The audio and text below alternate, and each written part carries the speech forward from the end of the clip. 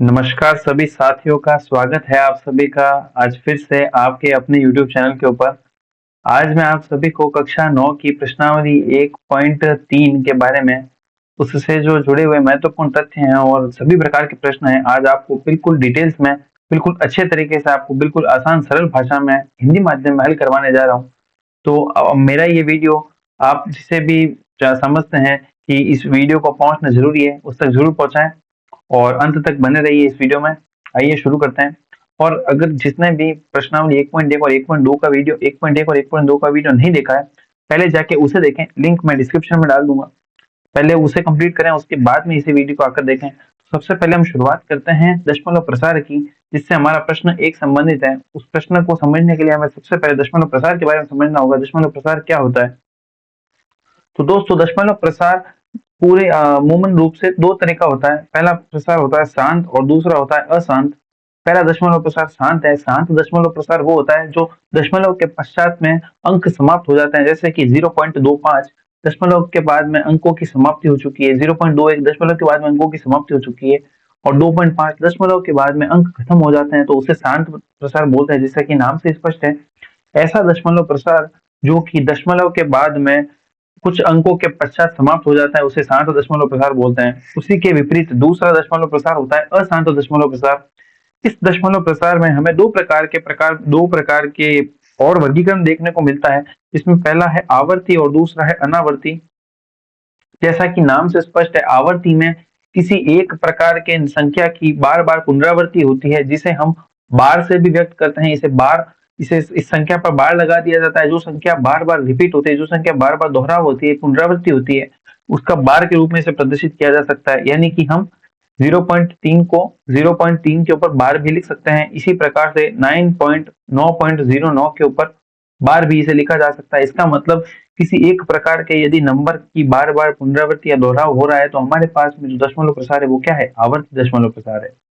इसी प्रकार से अनावर्ती दशमलव प्रसार वो प्रसार होता है जो कि पॉइंट के बाद में कितने भी नंबर है चलता ही जाता है, किसी भी प्रकार का हमारे पास में आवर्ती नहीं दिखती है, किसी भी प्रकार का हमें पैटर्न नहीं नजर आता है, उसे अनावर्ती बोलते हैं। इसकी श्रेणी में हम लोग 0.1 के बाद 2 0, 1 के बाद 3 0, 1 के बाद 4 0 इस प्रकार का प्रसार भी बोल सकते हैं। आगे तक ये चलता रहेगा। पाई का मान भी हमारे पास में अनावर्ती प्रसार के अंतर्गत ही आता है, जिसमें पाई का मान 3.1459265 और आगे भी चलता रहता है। तो दोस्तों दशमलव प्रसार हमारे यहाँ पे खत्म होते हैं।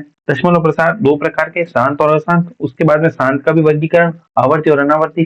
शांत मतलब जो दशमलव के पश्चात खत्म हो जाते हैं, और अशांत में आवर्ती मतलब विशेष प्रकार के अंक की जिसमें पुनरावृत्ति हो रही है वो आवर्ती हो जाएगा, और विशेष प्रकार के अंक की पुनरावृत्ति यानी किसी भी प्रकार का हमें पैटर्न देखने को नहीं मिलता है, तो वह दशमलव प्रसार अनावर्ती दशमलव प्रसार के रूप में जाना जाता है। तो दोस्तों आगे चलते हैं, हम लोग प्रश्नावली 1.3 का प्रश्न 1 समझते हैं सबसे पहले। तो दोस्तों प्रश्नावली 1.3 का प्रश्न संख्या 1 है। सबसे पहले हमारे पास में क्या लिखा हुआ है? निम्नलिखित भिन्नों को दशमलव रूप में लिखिए और बताइए कि प्रत्येक का दशमलव प्रसार किस प्रकार का है। दोस्तों हमें दशमलव प्रसार बताना है किस प्रकार का है, क्योंकि हमें पता है नीचे अगर 2 जीरो होते हैं तो सीधे हाथ की तरफ से दो संख्याओं के जस्ट बाद में क्या लग जाता है? पॉइंट लग जाता है। इसका मतलब सीधे हाथ की तरफ पहली संख्या 6 और दूसरी संख्या 3 के आगे क्या लग जाएगा? पॉइंट लग जाएगा, यानी कि दशमलव प्रसार लग जाएगा, यानी कि इसका उत्तर 0.36 होगा। जैसा कि मैंने आपको बताया था, दशमलव के पश्चात यदि अंक खत्म हो जाते हैं तो वह दशमलव प्रसार कौन सा होता है? शांत। यानी कि ये क्या होगा? शांत दशमलव प्रसार। इस प्रसार का नाम हो जाएगा शांत दशमलव प्रसार। दूसरा हमारे पास में है दोस्तों 1/11। इसे हम हल करके देखेंगे दोस्तों। हमें भाग लगाना, हमने बचपन में भाग लगाना सीखा है। भाग लगाएंगे दोस्तों, संख्या 1 में यदि हम 11 का भाग लगाने जाएंगे तो 11 1 से भाग लग नहीं रहा है, पॉइंट लगेगा। पॉइंट लगने के बाद आएगा 0। अब 10 में भी 11 का भाग नहीं लग रहा है, भाग टूट गया, फिर से 0 लगेगा, यहाँ पे भी 0 आ जाएगा। 11 99 आ चुका है दोस्तों। 1199 के बाद में आ चुका है 1। वापस से दोस्तों भाग नहीं जा रहा है, एक बार पॉइंट लगा हुआ है, 0 लगा सकते हैं। अब 10 में भाग नहीं जा रहा है, भाग टूट गया, यहाँ पर फिर से 0 लगेगा और यहाँ पर भी 0, यानी कि 99 आ जाएगा। यहाँ पर पुनः हमारे पास में 1 आ गया, यानी कि आप देख सकते हैं 0 9। वापस से यहाँ पर क्या आएगा? पॉइंट लगा हुआ है, 0 आ जाएगा, भाग टूट गया, यहाँ भी 0, यहाँ भी 0। 11 9 99। 11×99 आ जाएगा दोस्तों यहाँ पे, 11×99, एक आ गया यहाँ पर। तो दोस्तों आप देख रहे हैं 0.090909 की हमारे पास में क्या होगी, पुनरावृत्ति होगी, यानी कि हमारे पास में इसका होता है 0.090909 हो जाएगा और आगे चलता रहेगा। इसका मतलब इसे हम 0.09 के ऊपर बार भी लिख सकते हैं। इसका मतलब ये दशमलव प्रसार कौन सा है, यह दशमलव प्रसार हमारे पास में अशांत है, जो कि रुकेगा नहीं। शांत, अशांत मतलब रुकेगा नहीं, पर किस प्रकार का है, आवर्ती है, क्योंकि इसमें किसी विशेष प्रकार की संख्या की बारंबार पुनरावृत्ति हो रही है, इसलिए यह दशमलव प्रसार क्या हो जाएगा, आवर्ती दशमलव प्रसार हो जाएगा। तो इस दशमलव प्रसार को लिखेंगे अशांत आवर्ती दशमलव प्रसार। इसी के साथ दोस्तों हम लोग प्रश्न संख्या 3 के ऊपर आगे बढ़ेंगे। इसी का प्रश्न संख्या 1 का तीसरा भाग हमारे पास में है 4 सही 1/8। तो इसे अगर आगे हल करना जाएंगे तो हम लोग, आपको पता है इसे हल करने का तरीका क्या होता है, सिंपल तरीका मैं आपको बताऊंगा। 8 का गुणा हम लोग 4 से करेंगे, 8 चौक 32, 32 में ऊपर का 1 जुड़ जाएगा तो क्या आएगा, 33/8। अब हमें 33/8 में भाग लगाना है, तो दोस्तों भाग लगाएंगे 33/8। 8 का भाग लगेंगे दोस्तों, 8 चौक 32, 8 चौक 32 में यहाँ पर आया 2, 32, 33 में से 32 गया, एक लगा यहाँ पे लगा पॉइंट, यहाँ पे लगा 0, 8 एकम आ जाएगा दोस्तों, 8, 8 एकम 8, 10 में से 8 जाएगा, 2 बचेगा, पॉइंट लगा हुआ है 0 लगा देंगे, 8 दूना 16, 20 में से 16 जाएगा दोस्तों, बचेगा 4, पॉइंट लगा हुआ है 0 लग जाएगा, 8 पंजे 40। तो दोस्तों हमारे पास में उत्तर क्या आ चुका है, शेषफल आ गया 0 और हमारे पास में उत्तर आ गया इसका 4.125। क्योंकि यह संख्या दशमलव के बाद में कुछ अंक आए हैं, उसके बाद में दशमलव प्रसार खत्म हो चुका है, इसका मतलब ये दशमलव प्रसार क्या हो जाएगा, शांत दशमलव प्रसार, शांत दशमलव प्रसार। दोस्तों हमारे पास में अगला प्रश्न है चौथा, जिसमें हमें 3/13 है। अब हम 3/13 में भाग लगा कर देखेंगे, संख्या 3 के अंदर हम लोग भाग लगाएंगे 13 का। तो आइए दोस्तों लगाते हैं भाग। बचपन में हमने भाग लगाना सीखा है, आपको फिर से भाग लगाने का अवसर मिल रहा है, बहुत अच्छी बात है। लगाते हैं दोस्तों भाग।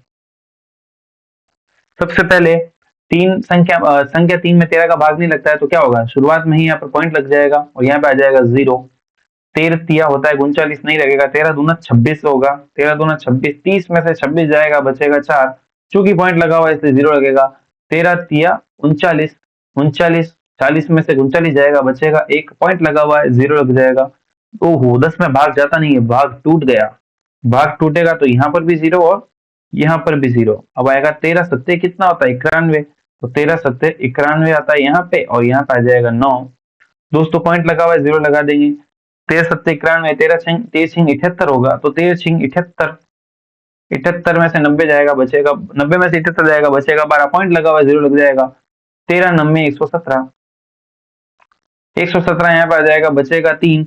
वापस से देखो दोस्तों, यहाँ पर भी 3 था और यहाँ पर भी 3 था, यानी कि इसका मतलब अब वापस इन अंकों की क्या होगी, पुनरावृत्ति होगी हमारे पास में। इसका मतलब हमारे पास में उत्तर आ चुका है 0.230769, पूरे के ऊपर क्या आ जाएगा, 12 आ जाएगा। यानी कि यह दशमलव प्रसार अशांत प्रकार का तो है, पर यह आवर्ती दशमलव प्रसार है, क्योंकि इसमें किसी विशेष प्रकार के अंकों की बार बार पुनरावृत्ति हो रही है, इसलिए हम इस दशमलव प्रसार को अशांत आवर्ती दशमलव प्रसार लिखेंगे। अशांत आवर्ती दशमलव प्रसार हम दोस्तों इसे लिखेंगे। अब हम लोग अगले प्रश्न की ओर बढ़ते हैं दोस्तों, इसी उत्साह के साथ में 2/11। अब दोस्तों हम इसमें भी भाग लगाकर देख लेंगे, भाग लगाना हमें आता है, बचपन की चीज है, बचपन में देखा था, छोटी चड्डी पहनता था, लॉलीपॉप खाता था, बड़ी शरारत करता था, याद है ना। तो भाग लगाएंगे, 11 का भाग लगेगा 2 में, लगता ही नहीं है, पॉइंट लग जाएगा, 11 पॉइंट लग जाएगा 0। तो दोस्तों हमारे पास में आएगा 11 एकम कितना होता है, 11, 11 एकम 11 आ जाएगा यहाँ पे, 20 में से 11 जाएगा, बचेगा 9, पॉइंट लगा हुआ है लग जाएगा 0। 11 अट्ठे दोस्तों आएगा मेरे पास में 88, 11 अट्ठे 88, क्योंकि मेरे पास में क्या है, पॉइंट लगा हुआ है, 90 में से 88 जाएगा, बचेगा 2, पॉइंट लगा हुआ है 0 लग जाएगा, वापस से 11 एकम 11, 20 में से 11 जाएगा, बचेगा 9, वापस से दोस्तों 9 आ चुका है, पॉइंट लगा हुआ है 0 लगेगा, 11 अट्ठे 88। इसका मतलब दोस्तों आप समझ ही गए होंगे कि हमारे पास में 181818 यानी कि हमारा जो उत्तर है वो है 0.181818 और आगे चलता रहेगा। यानी हम इसे क्या लिख सकते हैं, 0.18 के ऊपर बार, यानी कि यह दशमलव प्रसार कौन सा है, दशमलव प्रसार है हमारा, अशांत तो है पर इसमें किसी प्रकार के एक अंक की आवर्ती बार बार हो रही है, इसलिए यह दशमलव प्रसार हो जाएगा अशांत आवर्ती, अशांत आवर्ती दशमलव प्रसार। ठीक है दोस्तों, अब हमारे पास में अगला प्रश्न देखते हैं। अगला प्रश्न है 329 में हमें भाग लगाना है दोस्तों 400 का। आइए भाग लगाते हैं। इस पूरे प्रश्न में हमें सिर्फ भाग लगाना है। हमारे भाग लगाने की जो हमारे पास में गुणवत्ता, जो योग्यता है, उसे चेक करेंगे हम लोग दोस्तों कि हमें भाग लगाना आता है या फिर बचपन में या फिर जवानी के जोश में हम लोग भाग लगाना भूल तो नहीं गए, कम से कम उसे देखना है। तो दोस्तों भाग लगाएंगे, 400 का भाग 329 में नहीं लगेगा, पॉइंट लग जाएगा, डायरेक्ट पॉइंट लगा यहाँ पे, यहाँ लगेगा 0। चारों अट्ठा होता है दोस्तों 32, 32 यानी चारों अट्ठा 32, मैंने 4 का पहाड़ा बोला है, 400 का पहाड़ा बोलूंगा तो पीछे 2 0 और लग जाएगा, मतलब 32 के बाद में 2 0 और लग चुका है। अब दोस्तों 32 90 में से 32 हो जाएगा तो बचेगा मेरे पास में 90, पॉइंट लगा हुआ है इसलिए आ जाएगा 0। अब आएगा 4 दूनी कितना होता है दोस्तों, 800, 800, 900 में से 800 जाएगा, बचेगा 100, पॉइंट लगा हुआ है लग जाएगा 0, वापस से आएगा 4 दूनी कितना हो जाएगा 800, 1000 में से 800 जाएगा, बचेगा 200, पॉइंट लगा हुआ है 0 लग जाएगा, चारों पंजे कितना हो जाएगा 20।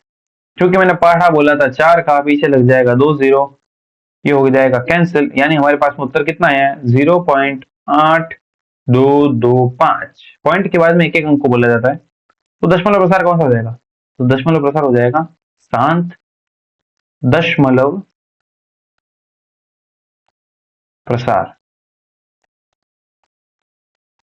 दोस्तों ये हो जाएगा शांत दशमलव प्रसार। चलिए आगे बढ़ते हैं, अगला प्रश्न। आप जानते हैं कि 1/7 0.142857 के ऊपर रेखा बंधनी है, वास्तव में लंबा भाग दिए बिना क्या आप बता सकते हैं कि, ठीक है करते हैं उत्तर।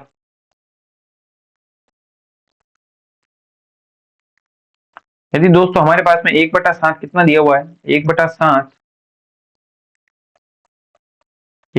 हमें 0.14285 के ऊपर रेखा बंधनी दिया हुआ है, हमें क्या निकालना है 2/7, 3/7, 4/7 और 5/7 और 6/7 भी निकालना है। तो क्या आपको पता है 1/7 को यदि मैं इसको 2 गुणा 1/7 लिख सकता हूँ, इसको 3 गुणा 1/7 लिख सकता हूँ और इसको 4 गुणा 1/7 भी लिख सकता हूँ और इसको 5 गुणा 1/7 लिख सकता हूँ। दोस्तों आप 1/7 का मान हमें दिया हुआ है, समीकरण 1 में 1/7 का मान दिया हुआ है, यानी कि हम लोग 1/7 का मान इसमें यहाँ पर बिल्कुल इसी तरीके पे यहाँ पर 1/7 का मान लिख देंगे 1.428557 के ऊपर रेखा बंधनी। इसी प्रकार से 3 का गुणा हम 0.1428557 से कर देंगे। इसी प्रकार हम 4 का गुणा दोस्तों 0.1428557 से कर देंगे और इसी प्रकार से 5 का गुणा हम लोग 0.14285 और 7 के ऊपर रेखा बंधनी से कर देंगे। तो आइए एक एक करके इसका गुणा करके इसका उत्तर लिख देंगे हम लोग। तो 1 4 2 8 5 7 का गुणा में पॉइंट वगैरह कुछ नहीं लगाना, सीधा 2 से गुणा करके आपको करके बता दूंगा। 7 का गुणा 2 से करूंगा, 7 दूनी 14, 5 का गुणा करूंगा 2 से, 5 दूनी 10 और 1 11 का, एक हासिल लगा, 8 दूनी 16 और 1 17 हासिल लगा, 1 2 दूनी 4 और 1 5, 4 दूनी 8 और 2 एकम 2, यानी हमारे पास में उत्तर कितना आया 285 और 714। तो क्या करेंगे 0.285 और 714 के ऊपर रेखा बंधनी। दोस्तों इसी प्रकार से हमें 142 और 857 का गुणा किससे करना है, ऊपर कर लेता हूं, 142, 857 का गुणा हमें इसी प्रकार से 3 से करना है। 7 या 21 का 1 हासिल लगेगा 2, 5 या 15, 16 और 1 17 हासिल लगेगा 1, 8 या 24 और 1 25 हासिल लगेगा 2, 3 दूनी 6 और 7 8, 4 या 12 का 2 हासिल लगेगा 1, 3 एकम 3 और 1 4, यानी कि मेरे पास में उत्तर आ जाएगा 0.28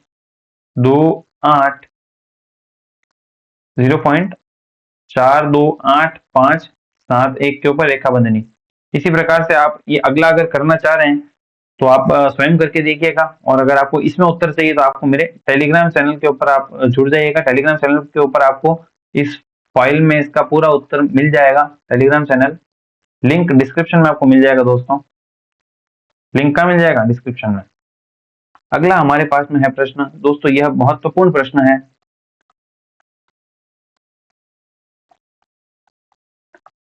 जो कि एग्जाम में अक्सर पूछा जाता है। दोस्तों क्या लिखा हुआ है, निम्नलिखित को P बटा Q के रूप में व्यक्त कीजिए जहां P और Q पूर्णांक है तथा Q 0 के बराबर नहीं है। क्या आपको पता है दोस्तों Q 0 के बराबर क्यों नहीं होता है? क्योंकि यदि Q 0 के बराबर हो गया तो P के नीचे 0 आ जाएगा, और जो कि अनंत होता है और अनंत पॉसिबल नहीं होता है, इसलिए Q जो है वो 0 के बराबर नहीं हो सकता। दोस्तों इस प्रकार के प्रश्नों को करने के लिए सबसे पहले आपको एक ही तरीका दिमाग में रखना है, बस उस तरीके को देखते रहें, आपका उत्तर चुटकियों में आ जाएगा। सबसे पहले हमें क्या करना है, माना ये जो संख्या इसको मान लेते हैं, माना x बराबर 0.6 पे बार, और 0.6 पे बार का मतलब क्या होता है दोस्तों, यानी कि 0.6666 यानी आगे तक चलता रहेगा। इसे हम समीकरण 1 दे देंगे दोस्तों।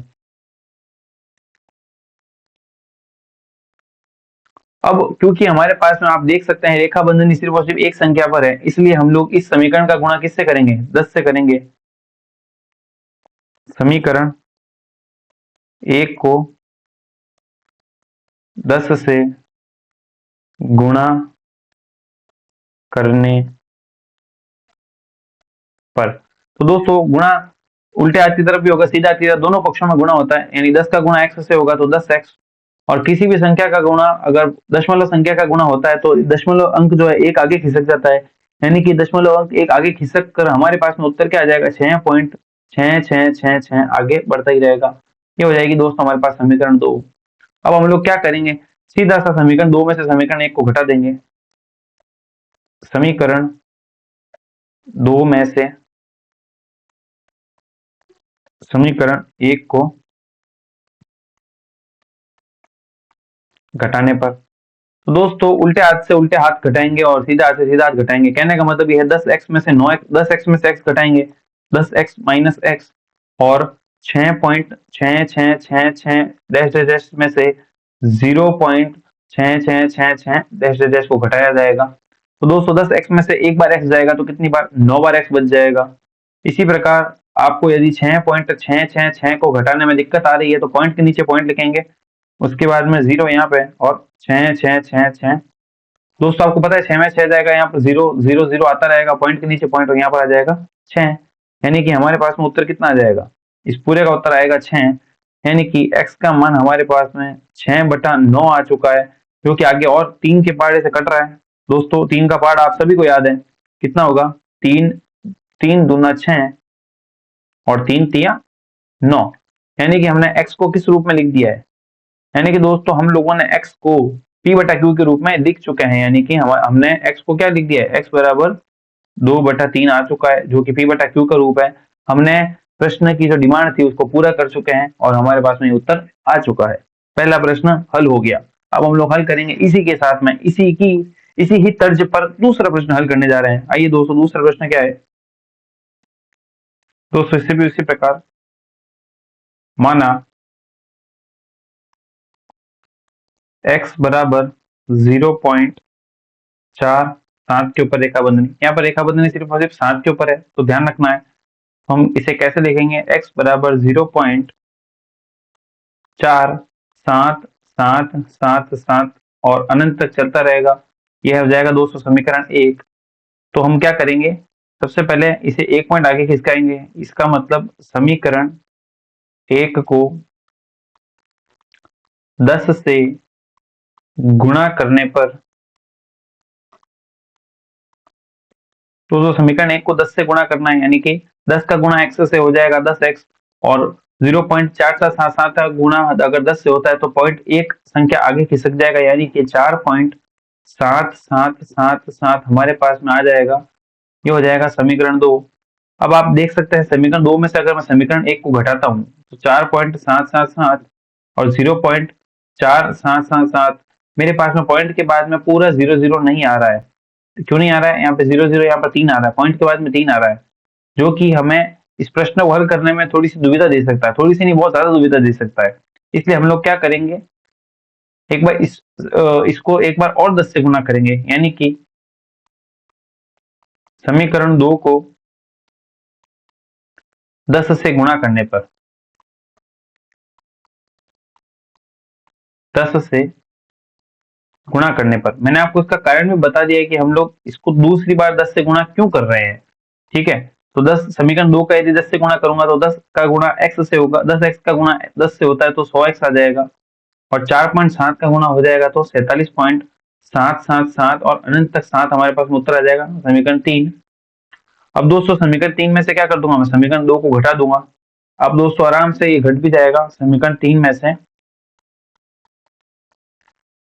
समीकरण 2 को घटाने पर दोस्तों 100x में से 100x माइनस 10x बराबर 47.777 में से 4.777 को मैं घटाऊंगा तो 100 में से 10 जाएगा, 100x में से 10x जाएगा तो 90x बचेगा। इसी प्रकार 47.77 में से यदि 4.777 जाएगा तो पॉइंट के बाद में यहाँ पर अब देखिए 0.00 आ रहा है, और 47 में से 4 जाएगा तो 43, यानी कि पॉइंट के बाद में यहाँ पर सब 0 आ रहा है, यानी कि हम इसको सीधा 43 लिख सकते हैं, यानी कि x का मान हमारे पास में 43/9 आ चुका है। हमने प्रश्न की डिमांड को पूरा कर दिया है। इसे p/q के रूप में लिखना था और हम इसे p/q के रूप में लिख चुके हैं। हमारा ये प्रश्न हल हो चुका है। आगे प्रश्न करते हैं दोस्तों, चलिए अगला प्रश्न है दोस्तों हमारे पास में 0.0001 के ऊपर रेखा बंधनी। इसे भी उसी प्रकार से हल करेंगे। माना x बराबर 0.1200 के बाद में रेखा बंधनी, इसका मतलब इसे हम लोग 0.001, 001 और 001 करेंगे, क्योंकि हमारे पास में इसमें 3 अंक के बाद में रेखा बंधनी है, इसलिए हम लोग इसका गुणा किससे करेंगे, इसलिए हम लोग इसका गुणा करेंगे 1000 से। इसके सब इन सभी प्रश्न के पीछे का आपको लॉजिक समझ में आ रहा होगा, किस प्रकार से हम कैसे कभी 10 से, कभी 100 से और कभी 1000 से गुणा कर रहे हैं। समीकरण 1 को 1000 से गुणा करने पर, 1000 से इसलिए गुणा कर रहे हैं क्योंकि यहाँ पर रेखा बंधनी के ऊपर कितनी संख्या है, 3 संख्या है रेखा बंधनी के नीचे। समीकरण 1 को 1000 से गुणा करने पर, दोस्तों गुणा करते हैं 1000 का गुणा x से करेंगे तो 1000x, और यहाँ पर गुणा करेंगे तो पॉइंट जो है 3 अंक आगे खिसक जाएगा। इसका मतलब 3 अंक आगे खिसकने के बाद में ये हो जाएगा 1.001 और 001 और आगे अनंत तक चलता रहेगा। ये हो जाएगा समीकरण 2। अब दोस्तों समीकरण 2 में से क्या करेंगे, समीकरण 1 को घटा देंगे। समीकरण 2 में से समीकरण 1 को घटाने पर तो 1000x में से माइनस करूंगा x को, और इसी प्रकार राइट हैंड साइड में से राइट हैंड साइड को घटाएंगे, यानी कि 1.001001 में से 0.001001 इनको घटाएंगे। 1000x में से एक बार x जाएगा तो कितनी बार, 999 बार x बच जाएगा। इसी प्रकार से 1.001001 में से यदि 0.001001 को घटाऊंगा तो मेरे पास में 0000 यहाँ तक अनंत तक 0 चलेगा, और 1 में से 0 जाने के बाद में 1 बचेगा, यानी कि हमारे पास में 1 आ जाएगा यहाँ पे। और हम x बराबर 1/999 यानी कि 999 लिख सकते हैं। हमने प्रश्न की डिमांड को पूरा कर दिया है। प्रश्न ने हमें कहा था 0.001 के ऊपर रेखा बंधनी को p/q के रूप में लिखना है, और हमने इसे x मानकर p/q के रूप में लिख दिया है। अतः हम इस प्रश्न को हल कर चुके हैं। आइए दोस्तों आगे बढ़ते हैं अगले प्रश्न की ओर।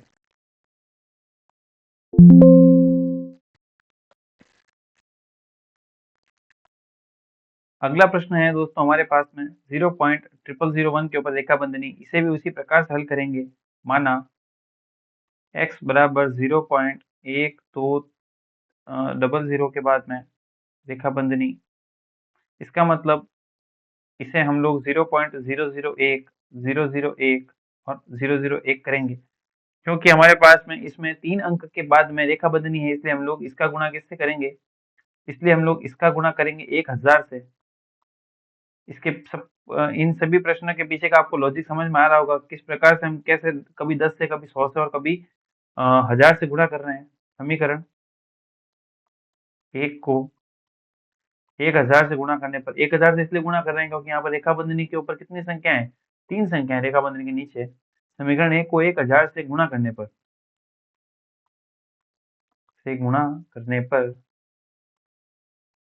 दोस्तों गुणा करता है 1000 का गुणा x से करेंगे तो 1000x, और यहाँ पर गुणा करेंगे तो पॉइंट जो है 3 अंक आगे खिसक जाएगा। इसका मतलब 3 अंक आगे खिसकने के बाद में ये हो जाएगा 1.001 और 001 और आगे अनंत तक चलता रहेगा। ये हो जाएगा समीकरण 2।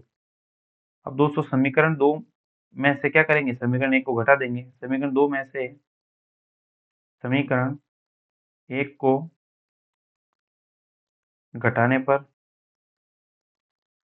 तो 1000x में से माइनस करूंगा x को, और इसी प्रकार राइट हैंड साइड में से राइट हैंड साइड को घटाएंगे, यानी कि 1.001001 में से 0.001001 इनको घटाएंगे। 1000x में से एक बार x जाएगा तो कितनी बार? 999 बार x बच जाएगा। इसी प्रकार से 1.001001 में से यदि 0.001001 को घटाऊंगा तो मेरे पास में 0000 यहाँ तक अनंत तक 0 चलेगा, और 1 में से 0 जाने के बाद में 1 बचेगा, यानी कि हमारे पास में 1 आ जाएगा यहाँ पे। और हम x बराबर 1/999 यानी कि 999 लिख सकते हैं। हमने प्रश्न की डिमांड को पूरा कर दिया है। प्रश्न ने हमें कहा था 0.001 के ऊपर रेखा बंधनी को p/q के रूप में लिखना है, और हमने इसे x मानकर p/q के रूप में लिख दिया है। अतः हम इस प्रश्न को हल कर चुके हैं। आइए दोस्तों आगे बढ़ते हैं अगले प्रश्न की ओर। तो दोस्तों हमारा ये वाला प्रश्न जो है ये भी पिछले वाले प्रश्न जैसा ही है। इसमें क्या पूछा गया है? 0.9999 और अनंत तक 9 को p/q के रूप में व्यक्त करना है। क्या आप अपने उत्तर से आश्चर्यचकित है? अपने अध्यापक इसको छोड़ने से आगे आगे हम प्रश्न को हल करते हैं। सेम उसी तरीके से करेंगे। माना x बराबर 0.9999 और आगे अनंत तक चलता रहेगा, क्योंकि यहाँ पर हमारे पास में सिर्फ एक ही प्रकार की संख्या जो है उसका बार बार पुनरावृत्ति हो रही है, इसलिए हम लोग यहाँ पर समीकरण एक जो हमारे पास बनी है उसका गुणा किससे? सिर्फ और सिर्फ 10 से करेंगे, क्योंकि हमें पॉइंट को एक संख्या आगे खिसकाना है। यानी कि समीकरण एक का गुणा 10 से करने पर, तो जब हम लोग गुणा करेंगे x का गुणा 10 से होगा 10x, और यहाँ पर हो जाएगा हमारे पास में 9.9999 और आगे अनंत तक चलता रहेगा। ये हो जाएगा समीकरण 2। दोस्तों वही तरीका, समीकरण 2 माइनस का चिन्ह समीकरण 1, समीकरण 2 में से समीकरण 1 को क्या करना है? घटाना है। यानी 10x में से अगर x जाएगा तो 9x बचेगा। पूरा घटा के देख देते हैं। 10x माइनस x बराबर 9.999 माइनस 0.9999 और अनंत तक चलता रहेगा। ये अनंत तक चलता रहेगा। 9.99999 माइनस 0.999 अनंत तक चलेगा। 10x में से x जाएगा तो कितना बचेगा? 9x, और 9.999 अनंत तक में से 0.999 अनंत तक घटाएंगे। 999 यहाँ तक 0 अनंत तक आ जाएगा। 0.9 9.0 कितना होता है? 9 ही होता है। यानी कि x का मान 9/9, यानी कि x का मान 9/9 कितना होता है? 1। तो दोस्तों इसका उत्तर तो 1 आ चुका है। इसने तभी तो बोला आप आश्चर्यचकित हो जाएंगे। आश्चर्यचकित हो गए हैं भैया, क्योंकि इसने 0.999 दिया था, जबकि हमारे पास में उत्तर क्या आ रहा है? 1 आ रहा है। तो दोस्तों आपको सोचना पड़ेगा, आपको पता होना चाहिए 0.9999 अगर कोई संख्या है और अनंत तक 999 चलती जा रही है, इसका मतलब वो संख्या क्या है? 1 के बिल्कुल करीब है, यानी कि वो संख्या 1 होने को ही है। इसलिए इसने क्या किया है? इस संख्या को 1 के बराबर मान लिया और हमारे पास में उत्तर भी क्या आ गया? 1 आ गया है। हम लोग इसीलिए आश्चर्यचकित थे। इसलिए प्रश्न में बोला गया है कि आप अपने उत्तर से आश्चर्यचकित हैं। अपने अध्यापक और अपने कक्षा के सहयोगियों के साथ उत्तर पर चर्चा कीजिए, इसीलिए पूछा गया था, इसीलिए बोला गया था इस प्रश्न में। ठीक है दोस्तों, आगे बढ़ते हैं हम लोग हमारे अगले प्रश्न की ओर। हमारा अगला प्रश्न है दोस्तों, ये रहा हमारा अगला प्रश्न। 1/17 के दशमलव प्रसार में अंकों के पुनरावृत्ति खंड में अंकों की अधिकतम संख्या क्या हो सकती है? अपने उत्तर की जांच करने के लिए विभाजन प्रक्रिया कीजिए। हमें इस प्रश्न में कुछ नहीं करना है, सिर्फ और सिर्फ विभाजन ही करना है और कुछ नहीं करना है।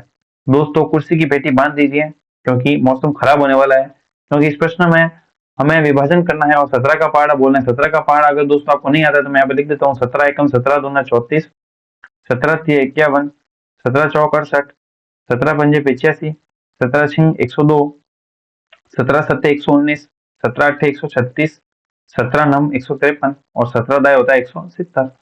ये होता है एक बार, मतलब ये 17 गुना 1 है।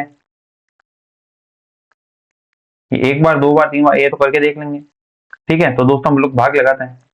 1, 2, 3, 4, 5, 6, 7, 8, 9, 10, यानी कि 17 एकम 17 होता है, 17 दूना 34 होता है। इसी प्रकार से 17 तिया 17, 17 का गुणा होगा दोस्तों।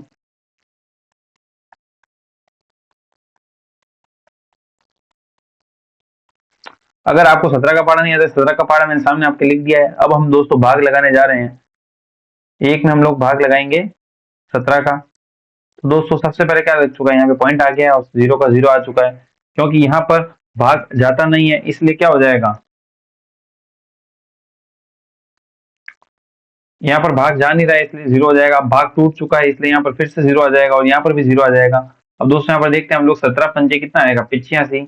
17 पंजे 85 आएगा। यहाँ पे 100 में से 85 जाएगा, बचेगा 15। पॉइंट लगा हुआ है, 0 लगा सकते हैं।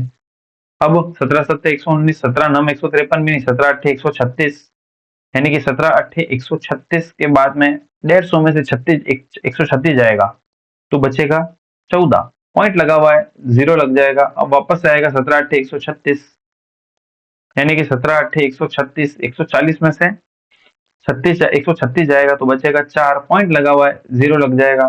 17 दूना आएगा दोस्तों हमारे पास में 34, 40 में से 34 चला जाएगा, बचेगा हमारे पास में 6। पॉइंट लगा हुआ है, 0 लग जाएगा। 17 तिया आएगा दोस्तों हमारे पास में 51, 60 में से 51 जाएगा तो हमारे पास में 9 बच जाएगा। पॉइंट लगा हुआ है, 0 लग जाएगा। अब दोस्तों हमारे पास में आएगा 17 पंजे 85, क्योंकि आपको पता है 17 पंजे 85, 90 में से 85 जाएगा, 90 में से 85 जाएगा। यहाँ पर लिख देता हूं मैं, 90 में से 85 जाएगा तो क्या आ जाएगा 5। चूंकि मेरे पास में पॉइंट लगा हुआ है इसलिए वापस यहाँ पे क्या लग जाएगा 0।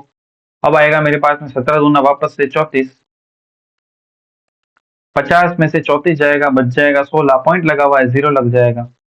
अब वापस से क्या आएगा 17 नम 153, 17 नम 153 आ चुका है। यहाँ पे 160 में से 153 जाएगा, 7 बच जाएगा। पॉइंट लगा हुआ है, 0 लग जाएगा।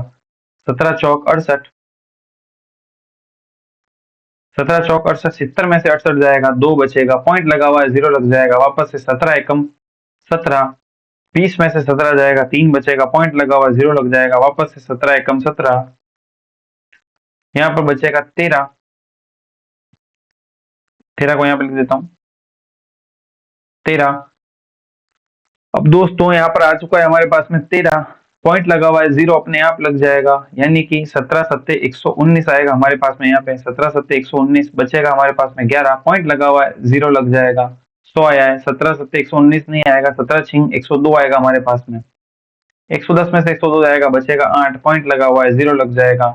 17 चौक 68 आ जाएगा हमारे पास में। 80 में से 68 जाएगा तो बचेगा 12। पॉइंट लगा हुआ है, 0 लग जाएगा, यानी कि 17 सत्ते वापस से 119। 119 के बाद में दोस्तों वापस हमारे पास में 1 आ चुका है, जिस जहां से हमारी शुरुआत हुई थी। हम घूम फिर कर वापस वहीं पर आ चुके हैं, यानी कि हमारे पास में उत्तर के बाद दशमलव प्रसार कितने अंकों तक हो रहा है, यानी कि यहाँ पर 1, 2, 3, लाइट वाला पेन इस्तेमाल करके आपको अच्छे से बता दूंगा मैं। तो देखिए 1, 2, 3, 4, 5, 6, 7, 8, 9, 10, 11, 12, 13, 14, 15, 16, यानी कि हमारे इसके अंकों की पुनरावृत्ति कहाँ तक हुई है, 16 अंकों तक इसकी पुनरावृत्ति हुई है। अतः तो क्या लिख देंगे यहाँ पर,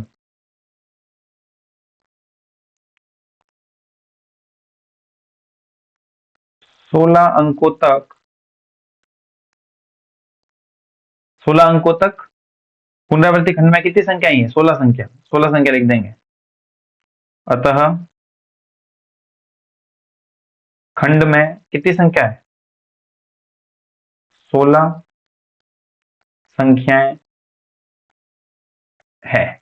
यह भी दोस्तों प्रश्न आपके परीक्षा की दृष्टि से बिल्कुल भी महत्वपूर्ण नहीं है, परंतु इसमें भाग लगाने की हमारी जो बचपन की जो आदत थी वो छूट गई थी। इस प्रश्न ने उस आदत को फिर से जिंदा कर दिया, इसलिए मैंने आपको यह प्रश्न पुनः करवाया है। अब दोस्तों हम लोग आगे वाला प्रश्न, प्रश्न संख्या 6 को करने जा रहे हैं। प्रश्न संख्या 6 में हमारे लिखा हुआ है P बटा Q, जो कि क्या होती है, परिमेय संख्या होती है। बताया आपको Q 0 के बराबर नहीं है। परिमेय संख्याओं के अनेक उदाहरण लीजिए जहां P और Q पूर्णांक है, जिनका एक के अतिरिक्त अन्य कोई उभयनिष्ठ गुणनखंड नहीं होना चाहिए और जिनका शांत दशमलव प्रसार है। क्या आप अनुमान लगा सकते हैं कि Q और कौन सा गुण आवश्यक संतुष्ट करेगा? अब हमको कुछ नहीं करना है, सिर्फ और सिर्फ ये देखना है कि ऐसे कौन से दशमलव प्रसार है जो कि शांत होते हैं और हमें वह लिखना है वो कौन सी जो संभावना है यहाँ पे लिखा हुआ है ना, कौन कौन से गुण है, आवश्यक गुण है जिनको Q संतुष्ट करेगा। दोस्तों करके देखते हैं। सबसे पहले मेरे पास में उदाहरण, सबसे अच्छा उदाहरण है मेरे पास में एक, दोस्तों मैं ले लेता हूँ 1/4, पहला उदाहरण। दूसरा उदाहरण लेते हैं दोस्तों, दशमलव प्रसार आ जाएगा यहाँ पे 55 नहीं आ जाएगा, 7, 5, 10, 15, 15 को ले लेंगे, ठीक है 15, 8 को ले लेंगे दोस्तों, 8, 100 में ले लेंगे हम लोग 8 को। दूसरा उदाहरण हमारे पास में आ जाएगा 100/8। तीसरा उदाहरण दोस्तों मैं देख लेता हूँ 5, 27/5। तीसरा उदाहरण दोस्तों मेरे पास में 27/5। इन सबको यदि हम लोग हल करेंगे, यदि आप इसका भाग लगाने जाएंगे तो आपके पास में उत्तर आएगा 0.25 और इसका भाग लगाने जाएंगे तो आपके पास में उत्तर आएगा 8 एकम 8, 2 लगेगा यहाँ पे, 8 दूनी 16 और 8 पंजे 40, 12.5 आपके पास में उत्तर आएगा इसको हल करेंगे तो। और इसको हल करेंगे तो 55, 25 और 5.4 आपके पास में उत्तर आएगा दोस्तों। तो आप सभी देख सकते हैं कि इनका तो दशमलव प्रसार है वो क्या है, शांत प्रवृत्ति का दशमलव प्रसार है। और ये सभी क्या है, ये सभी Q के मान है, ये P होगा, ये Q हो जाएगा।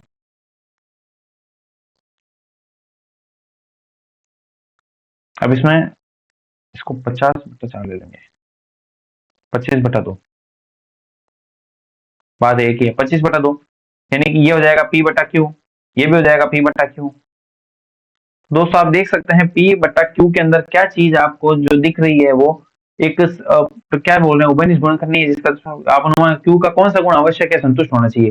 दोस्तों आपको इसमें Q का कौन सा गुण दिख रहा है, मुझे जो Q का गुण दिख रहा है वो मैं आपको बता देता हूँ। Q का आपका गुण दिख रहा है, Q जो है हमारे पास में Q 2 की घात m गुणा 5 की घात n के रूप में यदि होगा तो हमारा दशमलव प्रसार सदैव क्या होगा, हमारा दशमलव प्रसार सदैव शांत प्रवृत्ति का होगा। कहने का मतलब क्या है, कहने का मतलब ये है यदि आप किसी भी संख्या में 2 का भाग लगाते हैं तो उसका दशमलव प्रसार हमेशा शांत होगा, या आप किसी भी संख्या में 5 का भाग लगाते हैं तो उसका दशमलव प्रसार हमेशा शांत होगा, या इनका गुणनफल क्या होता है 10।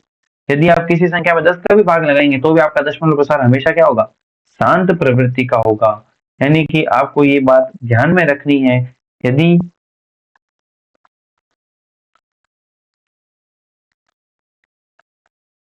किसी संख्या में, यदि किसी भी संख्या में, इसे सिर्फ लिखना है, यदि किसी भी संख्या में 2 की घात m गुणा 5 की घात n का भाग लगाया जाए तो दशमलव प्रसार क्या होगा, तो दशमलव प्रसार शांत होगा। तो Q का ये वाला ही गुण होगा, तो Q का यही गुण हम लोगों ने देख लिया है, ये वाला गुण संतुष्ट करना चाहिए। अगर ये वाला गुण संतुष्ट करेगा तो दशमलव प्रसार हमेशा क्या होगा, इसका शांत हो जाएगा। दोस्तों आगे बढ़ते हैं हम लोग हमारे अगले प्रश्न की ओर। अगला प्रश्न है हमारा, ऐसी 3 संख्याएं लिखिए जिनके दशमलव प्रसार अनवसानी अनावर्ती है। अनवसानी का मतलब अशांति होता है, अशांत अनावर्ती है। हमको यही निकालना है। तो दोस्तों इसके तो उदाहरण आप कितने ही दे सकते हैं, अपने मन से कितने भी उदाहरण दे सकते हैं। मैं 3 क्या आपके सामने 30 उदाहरण लिख सकता हूँ और आप भी इसके बाद में लिख पाएंगे। कैसे, देख लेंगे। 1.01, 001, 001 3 बार 0, इसके बाद में 4 बार 0, इसके बाद में 1 2 3 4 5 बार 0, उसके बाद में एक, ऐसा अनंत तक चलता ही रहेगा। कुछ भी लिख सकते हैं, कुछ भी हमारे पास में बंदिश नहीं है। 2.31, 3 1 2, 3 1 2 3, फिर इसके बाद में 3 1 2 3 4, फिर उसके बाद में 3 1 2 3 4 के बाद में 5, कुछ भी लिख सकते हैं। सिर्फ और सिर्फ इनका अंत नहीं होना चाहिए, आप कुछ भी लिख सकते हैं।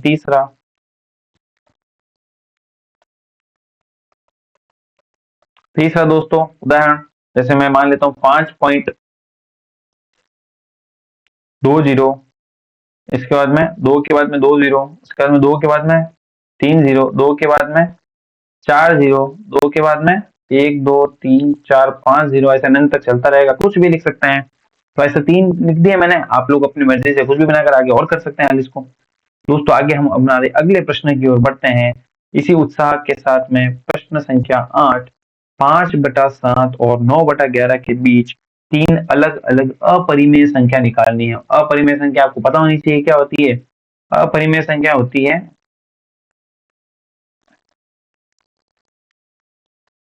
अपरिमेय संख्या कौन सी होती है? P/Q के रूप में नहीं लिख सकते। P/Q के रूप में नहीं लिख सकते। ऐसी संख्या हमको निकालनी है किसके बीच में? 5/7 और 9/11 के बीच में। तो सबसे पहले हमें दोस्तों 5/7 को हल करके लिख देंगे। 5/7 का अगर भाग लगाकर देखते हैं तो 5/7, 7 का भाग लगाएंगे, पॉइंट लग जाएगा, आ जाएगा 0। 7 7 कितना होता है? 49, बचेगा 1, पॉइंट लगा हुआ है, 0 लग जाएगा, 7 एकम 7 आ जाएगा दोस्तों। 10 में 7 जाएगा, 3 बचेगा, पॉइंट लगा हुआ है, 0 लग जाएगा, 7 चौक 28। 30 में से 28 जाएगा, 2 बचेगा, पॉइंट लगा हुआ है, 0 लग जाएगा, 7 दूनी 14।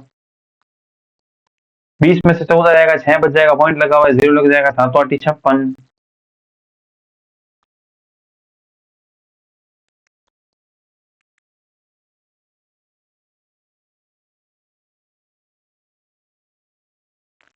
सातों आठी 56, 56 के बाद में 4 बच जाएगा, पॉइंट लगा हुआ है, 0 लग जाएगा। तो दोस्तों वापस क्या आ जाएगा? 7 7 5 35, 40 में से 35 जाएगा, 5 बच जाएगा, पॉइंट लगा हुआ है, 0 लग जाएगा। वापस जहां से शुरुआत की थी वहां तक आ चुके हैं, यानी कि हमारे पास में इसका उत्तर कितना आएगा? 0.714285 के ऊपर क्या आ जाएगी? रेखा बंधनी। ये हमारे पास में इसका उत्तर आ जाएगा। दोस्तों इसी प्रकार से मैं क्या निकाल लूंगा? इसी प्रकार से इसको मैं हटा देता हूं।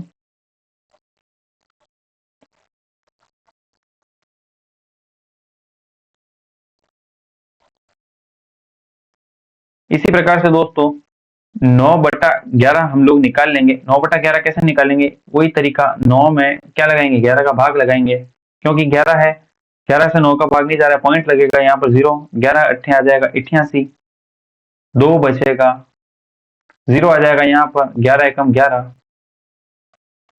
20 में से 11 जाएगा, 9 बचेगा, पॉइंट लगा हुआ है, 0 आ जाएगा। जहां से शुरुआत की वहां पर अंत आ गया, यानी कि 0.81 के ऊपर रेखा बंधनी।